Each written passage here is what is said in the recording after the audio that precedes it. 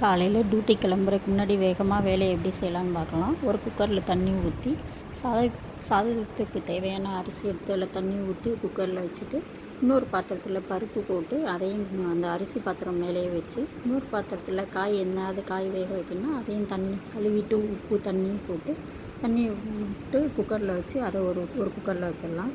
இன்னொரு குக்கரில் இன்றைக்கி பொங்கல் வைக்கலான்னு பிளான் பண்ணியிருக்கேன். அதனால் பச்சரிசி பாசிப்பருப்பு போட்டு நல்லா கழுவிட்டு அதுக்கு 1:2 தண்ணி ஊற்றிட்டு உப்பு போட்டு ஜிஞ்சர் கொஞ்சம் தட்டி போட்டு அதை வேக வச்சுருக்கேன்.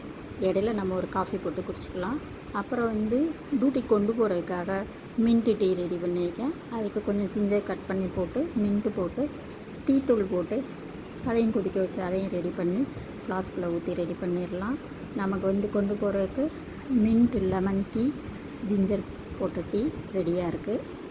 அடுத்து நம்ம சாம்பாருக்கு தேவையான காய்கறியெல்லாம் கட் பண்ணி வச்சுட்டு அதை சாம்பார் வைக்கிற பாத்திரத்தில் தண்ணியில் கத்திரிக்காய், முருங்கைக்காய், அவரைக்காய், பூசணிக்காய், பச்சை மிளகா போட்டு உப்பு போட்டு தக்காளி போட்டு உப்பு, மஞ்சள் தூள், மிளகாய்த்தூள், பெருங்காயம் போட்டு அதை அங்கே கொதிச்சிட்ருக்கட்டும். அதுக்கு இடையில இங்கிட்டு மிக்ஸி ஜாரில் தேங்காய் சட்னி ரெடி பண்ணலாம். தேங்காய், பச்சை மிளகா 2, கார்லிக் 1, பொரிக்கடலை, உப்பு போட்டு அதை ரெடியாக வச்சுருப்போம்.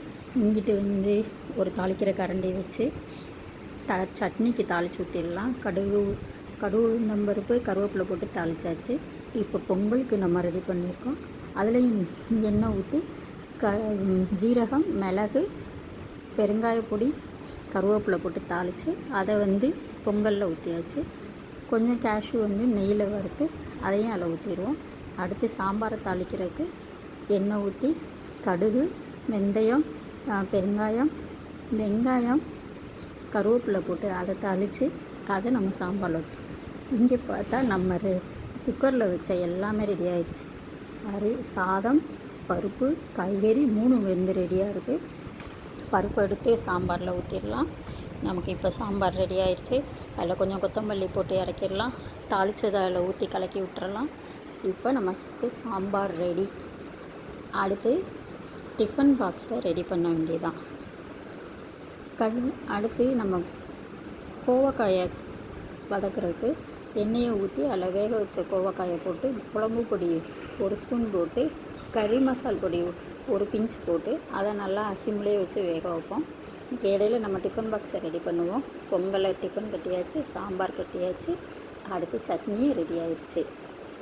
இப்போ சட்னியும் நம்ம தேங்காய் சட்னியும் டிஃபன் பாக்ஸில் ரெடி பண்ணிவிட்டு நமக்கு இப்போ பிரேக்ஃபாஸ்ட்டு டிஃபன் பாக்ஸ் ஃபுல்லாக ரெடி. அதை எடுத்துகிட்டு பேக்கில் வச்சுட்டு ஏற்கனவே டீயும் ரெடியாக இருக்குது. எடுத்துகிட்டு நம்ம குளிச்சு கிளம்பி இப்போ டியூட்டிக்கு போயிட வேண்டியதுதான். ஆமாம், இப்படி தான் காலையில் பரபரப்பாக இருக்கும்.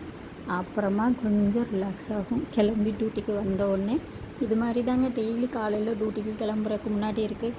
நீங்களும் இதை பார்த்து சீக்கிரமாக சமைக்கிறது எப்படின்னு பழகிக்கோங்க. ஈஸியாக எப்படி வேலை செய்யலான்ட்டு. இப்போ கோவக்காயும் நமக்கு ரெடி ஆயிடுச்சு.